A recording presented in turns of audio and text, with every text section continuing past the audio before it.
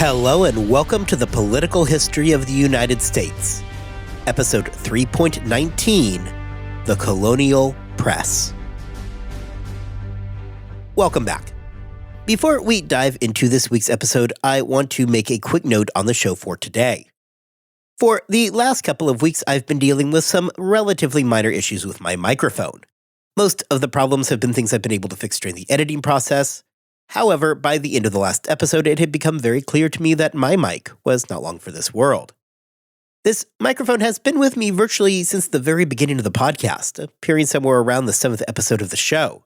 So it has been here for a while and it has listened to a whole lot of American history with me. In the wake of its failure, I went ahead and replaced it, which of course meant that none of my existing mounts worked anymore, and well, suffice it to say, it has been a bit of a headache. The good news out of all of this is that I did take the opportunity to make some upgrades, so once it is all up and running properly, it should be pretty nice for all of us. However, for this week, please bear with me as I'm still trying to get everything sounding good and dialed in, while still waiting for a couple more parts to arrive. So, with my new mic in tow, let's go ahead and get back to our story.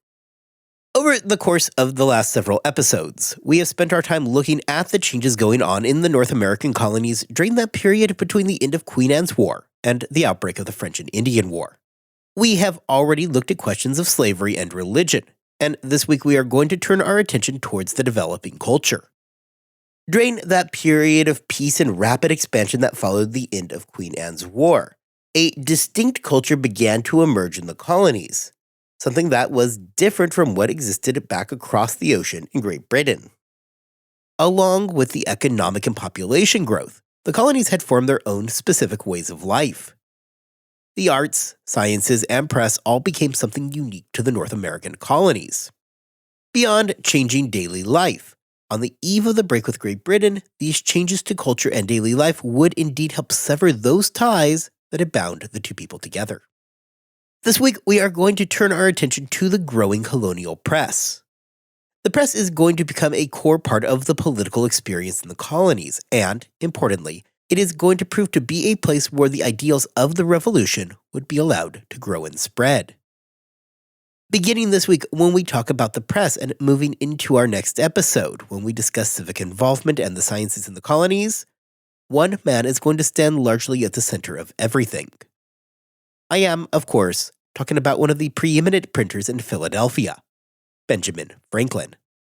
I believe it goes without me needing to say it, that Benjamin Franklin is a giant of the founding age. He is nearly universally considered one of the inner circle founders.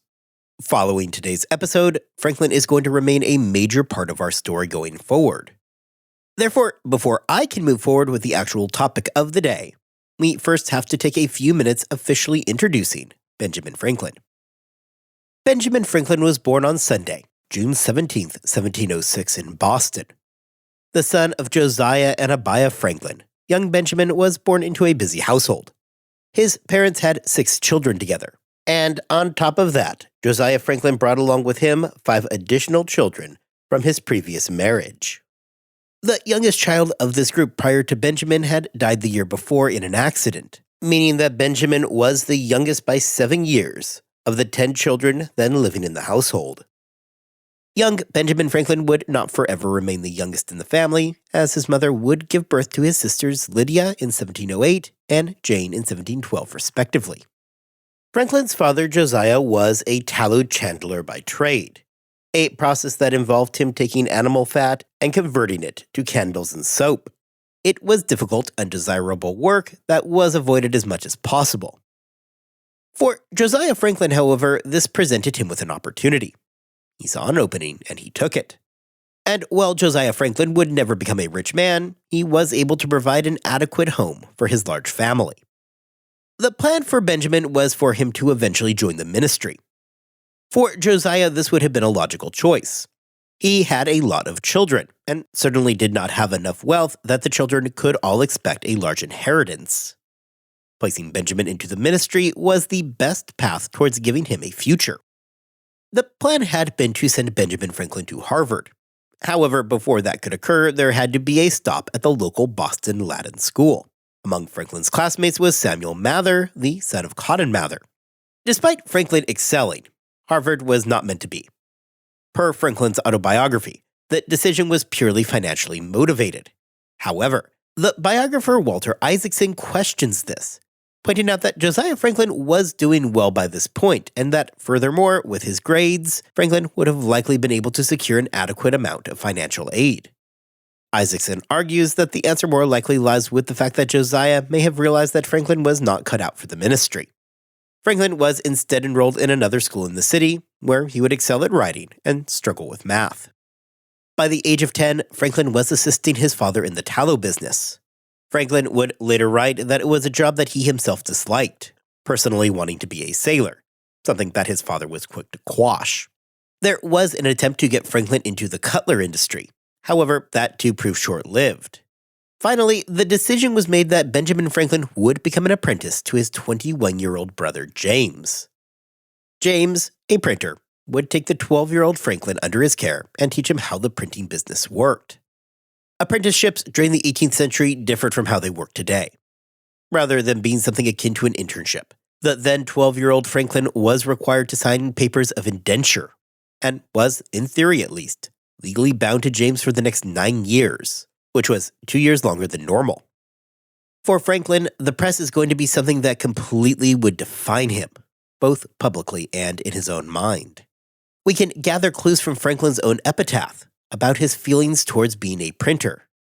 In what was meant to be an unpublished epitaph, Franklin wrote, "The body of B. Franklin, printer, like the cover of an old book, its contents torn out and stripped of its lettering and gilding, lies here, food for worms.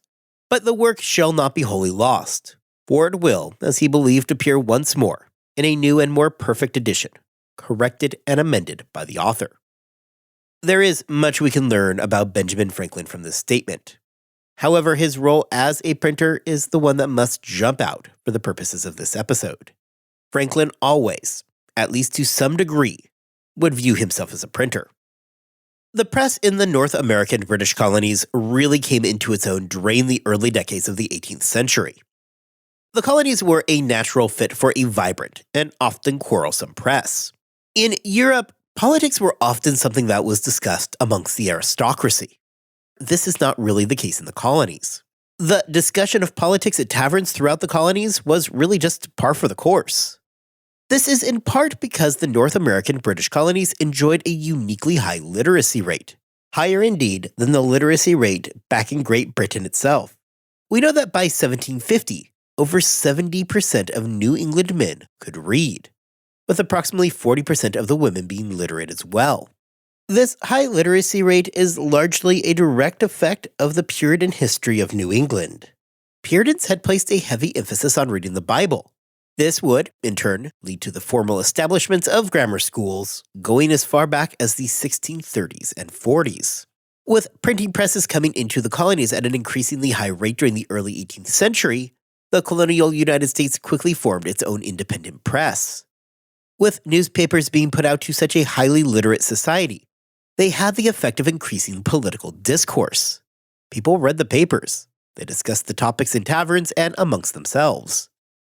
As still largely remains the case today, the widespread availability of papers discussing topics such as economics and politics led to even more discourse about those subjects. This drew even more people into those discussions and hence increased the demand for papers. Therefore, in the decades before the American Revolution, the colonies had become a highly literate, highly politically conscious society. Likewise, keep in mind that there was no sense of national unity in the colonies just yet. The first time that we get any sense of something that even resembles a national front will not come until the Albany Conference in 1754. And even then, it is nominal at best. We are going to discuss the Albany Congress in detail before the end of this season. However, for now, just know that it was the first time where you really see the North American British colonies come together and function in a way that is mutually beneficial for everybody. Before that, you really just did have a series of colonies that operated independently of each other. Sure, there would be the isolated instances of intercolonial cooperation. However, that certainly was not the norm. Practically, this meant that the press was discussing extremely direct issues for the individuals in the specific colonies. Without an actual sense of national politics, decisions by local assemblies had wide-ranging effects on the population. Therefore, as political debate erupted over colonial policy, it was taking place within the small populations that would be directly affected. This leads to an often vitriolic style of debate. There was, of course, still discussion of British policy, but the day-to-day life of the colonists took place at a local level, rather than being something that was, typically, affected by events back in London. This would remain the case at least until the 1760s, when London did go ahead and get increasingly involved with colonial politics, to catastrophic results. James Franklin was the cheapest printer in the town of Boston. This meant that James was able to secure a printing contract for the Boston Gazette. The Gazette was an upstart paper, just the second one in the colony. When competing against the much larger Boston newsletters, the Gazette was always at a distinct disadvantage. Part of the problem is that the playing field was really never fair. The Boston newsletters was run by the printer John Campbell. As it just so happened, Campbell also happened to be the town's postmaster. This presented him with a clear advantage. He could both print and run his own distribution. Unlike the Gazette, the newsletters need not worry about pesky hurdles, such as paying for postage. When, 2 years after securing the contract with the Gazette, James Franklin lost his contract, the young printer faced a dilemma of what he should do next. Franklin chose an unexpected option.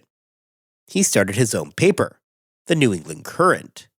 For the younger Franklin, this was an important moment in his life. Benjamin Franklin, while working for his brother, would be exposed to a paper which, at least in the eyes of the colonial authorities, bordered on radical. If you are looking for a moment that Benjamin Franklin was first introduced to questions of politics, it was right here. James Franklin's paper would carve out a particular reputation for being fiercely independent. It was while working for his brother that Benjamin Franklin would make his first foray into publishing, printing letters under the pretense of being an elderly widow named Silence Dogood. These letters, while not overtly political, did a handful of important things. First, for Benjamin Franklin, it introduced him to the power of publishing. Without revealing who he was, he could influence others. Silence Dogood remains the most famous example of Franklin writing under a pseudonym. However, it is hardly going to be the last time he did it. In the future, Franklin would not only write more political tracts under pseudonyms, he would often write in detraction to his own essays. Franklin would play both sides of the debate in order to move more papers. As a skilled writer, this proved to be something that he excelled at. While introducing Franklin to the power of publishing and getting his first written tracts out there, it is important to make a clear distinction about the scope of control that the colonial authorities held over the press. As newspapers grew in popularity, they would often find themselves clashing with colonial authorities. While there was certainly some flexibility given, colonial administrations were quick to jump in and intercede in publications that stepped outside of the acceptable range. James and Benjamin Franklin would learn about this firsthand in 1722. James Franklin would make a lot of enemies in his time as a printer. Amongst these enemies, we can count the Mathers, who Franklin would go after on the question of inoculations.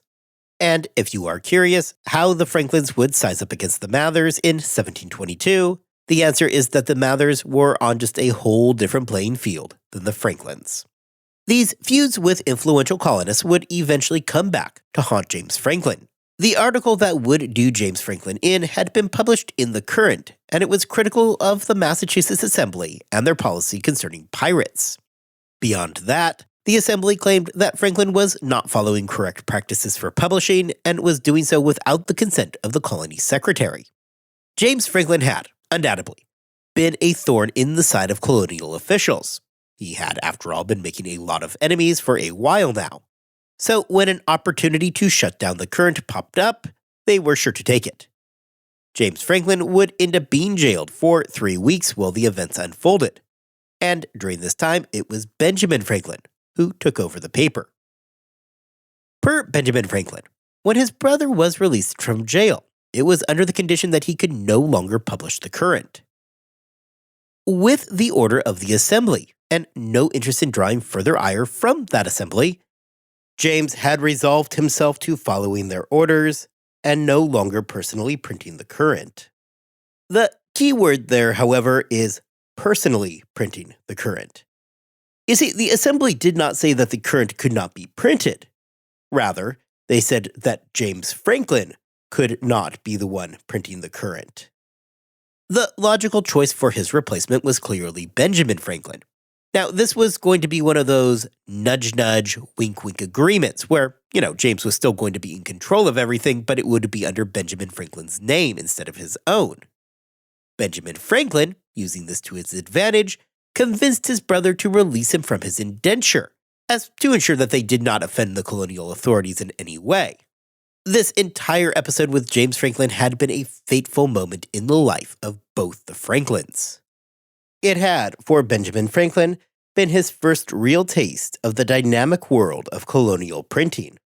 He saw firsthand the power that the assembly had, and the dangers of crossing that group. However, he would also see from his brother the power of rejecting the accepted power structure, and the power of print to accomplish that end.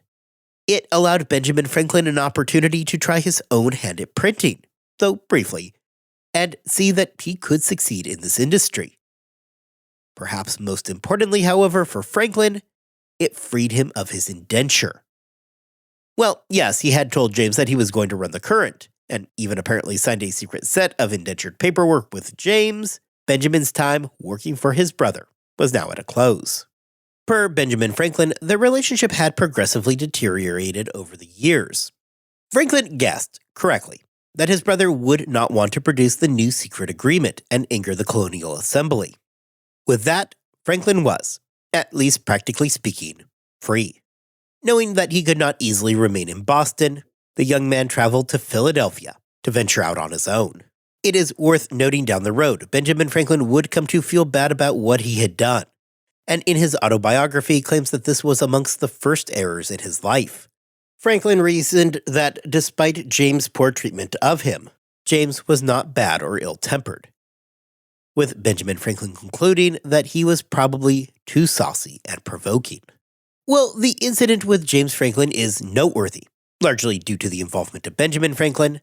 This was far from the only case of printers getting prosecuted for printing material that fell outside what the local assemblies were okay with.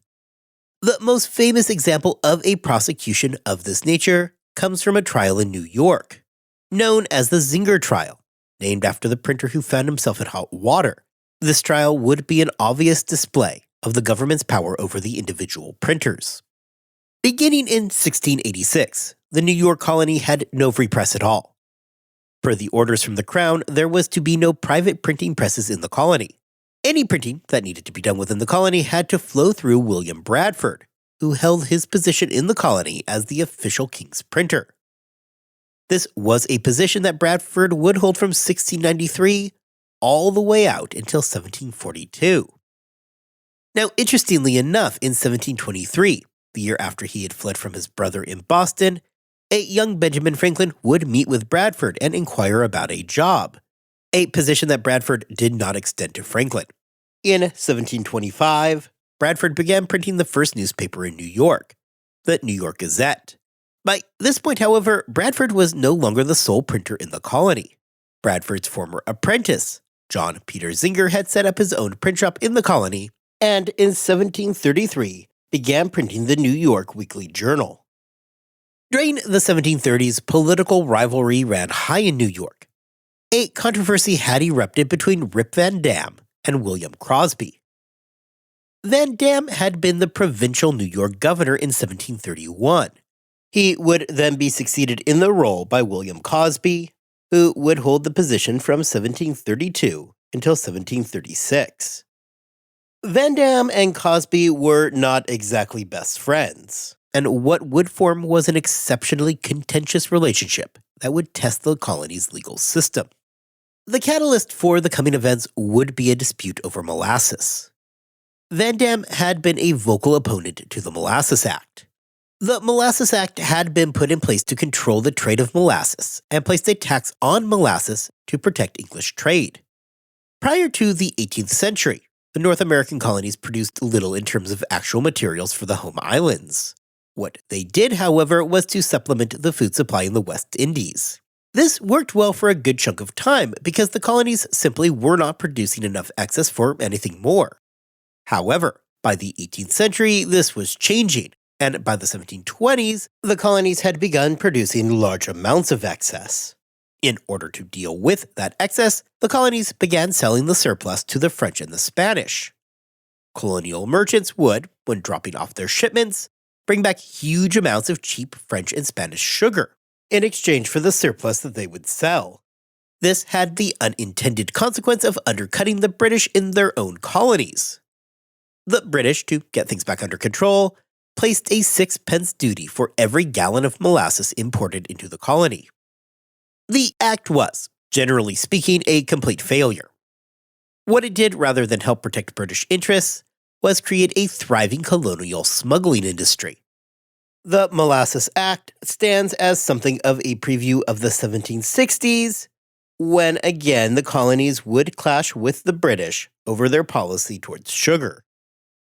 This first Molasses Act, however, was, unsurprisingly, not a piece of popular legislation. Had the act actually been enforced, it would have dealt a heavy blow to the economy of the middle and northern colonies. Among the most vocal critics of the act was the governor of New York, Rip Van Dam. This position by Van Dam infuriated incoming royal governor William Cosby, who himself personally approved of the Molasses Act and disapproved of the attempts of both Van Dam and the Assembly to oppose it. Upon learning that Van Dam had been paid £1,000 for his work, Cosby just wasn't having any of it. Rather than just allowing Van Dam to ride off into the sunset, Cosby wanted to recover the salary that Van Dam had been paid during his time as acting governor. Van Dam, not taking this lying down, turned to the press where he was going to air his grievances about now sitting governor William Cosby. More specifically, he turned to Zinger, who published the attacks. Cosby, infuriated by the attacks, ordered that James Delancey secure a grand jury to go after Zinger for libel. Though it did take 2 grand juries, Cosby would get his indictment. Cosby, not stopping there, also hosted a public burning of Zinger's weekly journal. In the sensational trial that ensued, when the attorneys for Zinger challenged the jurisdiction of the court, Chief Justice Delancey just up and disbarred Zinger's attorneys. Despite the dramatics, however, the trial against Zinger continued forward. Replacing the now disbarred attorney for Zinger had been Philadelphia attorney Andrew Hamilton. Hamilton argued to the jury for jury nullification, the idea that the jurors should just disregard the law. He stipulated to Zinger's guilt, but argued that the statements printed were true and that freedom of the press in the colonies was a critical check to the colonial assemblies, who held far more power than similar assemblies back in Great Britain. Hamilton argued that the press was a check against the power of those governors that was necessary because of the distance between the colonies and the home islands. It meant that the colonial assemblies had few effective checks against them and their power. The press was that check. Hamilton argued that the jury should just ignore the law and acquit Zinger. And that is exactly what the jury did. They ignored the law and acquitted Zinger, to considerable fanfare. As an interesting note on all of this, Zinger was not the author of the tracts that got him into trouble. Rather, he was simply the publisher. The author of the tracts remained unknown, though Cosby suspected that the author of the works themselves was likely Van Dam. In order to investigate who wrote the letter, Cosby appointed a young lawyer, Daniel Horsemenden, to investigate the source of the writings. Cosby, in 1737, remembered the hard work and loyalty that Horsemenden had shown him. Therefore, when an opening on the New York Supreme Court opened up, Cosby appointed Horsemenden to fill the vacancy. The Zinger trial has become something of the poster child for a pre-revolution free speech case study. However, it is important to understand that nobody, even the Zinger supporters, really were looking for true freedom of the press in the 1730s. In 1753, it was William Smith, a known Whig writing about the use, abuse, and liberty of the press in the New York Independent Reporter. The Whigs were the party that had, for the last half-century, opposed the perceived denial of rights from the crown. However, even amongst Whigs like Smith, there was an argument that reporting that proves injurious to the country should be criminal. The Zinger trial ultimately is not the moment that free speech came into the colonies. That was still something that was going to come down the road. Rather, the case showed the difficulty in prosecuting a printer for libelous statements. As William Cosby had just learned firsthand, colonial juries bristled at the idea of convicting printers. This was the state of the press in the 1730s. Newspapers were extremely partisan, and while freedom of the press did not explicitly exist, neither were colonial juries eager to prosecute and convict printers. This is the world that the young Benjamin Franklin was coming into when he arrived in Philadelphia in 1723. Franklin's first day in Philadelphia was short, lasting only about a year.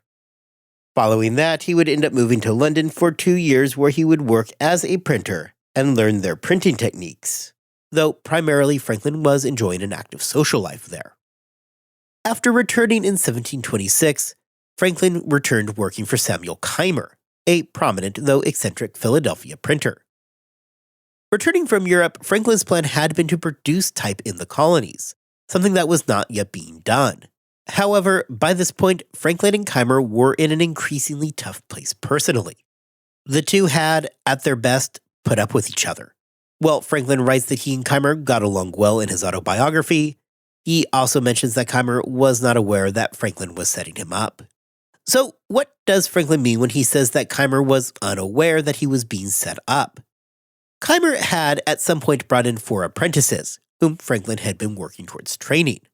Benjamin Franklin had realized that he was training his replacement, showing that he knew that the relationship was going to be coming to an end.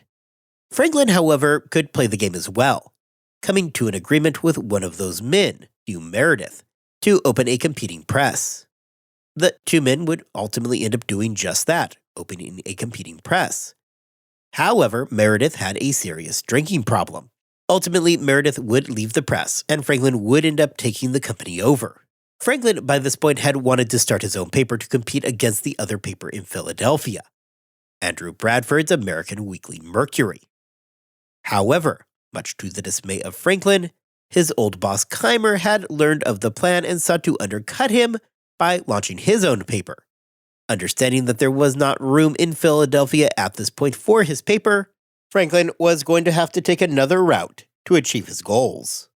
Benjamin Franklin was, unquestionably, a talented writer.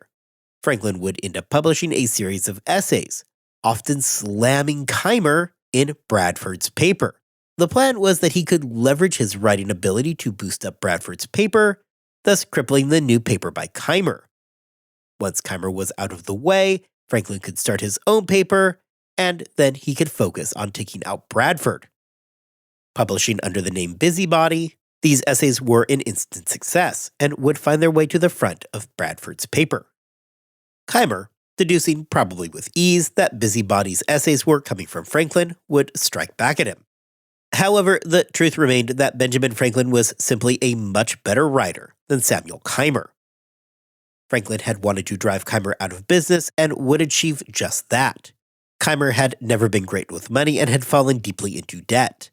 Likely running from his debtors, it forced Keimer to leave Philadelphia for Barbados, where Franklin states that he lived in very poor conditions. Defeated, Keimer sold his print shop to Franklin on his way out of the colony in 1729. Franklin would change the name of Keimer's newspaper to the Pennsylvania Gazette. Benjamin Franklin had a print shop and a paper of his own at last. Franklin used his talents as a writer to fill his paper with interesting and entertaining editorials. Writing often under various pseudonyms, Franklin could easily produce a lively product that would have given the outside appearance of having many engaged readers. Franklin's battle with Keimer is a good example of the often contentious nature of the printing industry of that era. Franklin would, predictably, again find himself in a printing battle years later against Andrew Bradford. Far from being unbiased, the colonial newspapers often had clear ideological positions that would put them in direct competition, not only economically but politically, with the other papers. Franklin did well in navigating these often treacherous waters, in no small part as a result of his considerable talent as a writer. It set him apart from the other publishers and gave him a distinct advantage. As we just saw, you would have been hard-pressed to find anybody who would have felt that Samuel Keimer could outwrite Benjamin Franklin.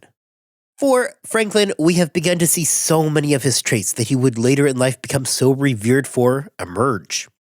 He was a talented writer, but beyond that, he was exceptionally clever. By this point in our story, he was able to get himself out from underneath his brother's print shop, and then just a few years later he managed to successfully drive Keimer out of business, while taking his paper over, as Keimer booked to Barbados. Franklin, though damaging some of his relationships, was excellent at manipulating a situation to his advantage, something that will serve him well in the future as he becomes involved in politics. It also marked the beginning of a trend in Franklin's life, where he struggled to keep close personal friends. Yes, he had friends. However, close, lifelong relationships were one area that he would struggle to maintain throughout his entire life. Next time, we are going to spend our time looking at the advance of social societies and the sciences in the colonies. Just as we had Benjamin Franklin for a tour guide this week, we are going to join him again next week as we look at his place in creating several of those civic organizations and his contribution to the sciences. Until then, I hope you all have an excellent 2 weeks. I hope that you are staying healthy and staying safe. And I will see you back here next time as we explore the emergence of civic organizations and the sciences in the colonies.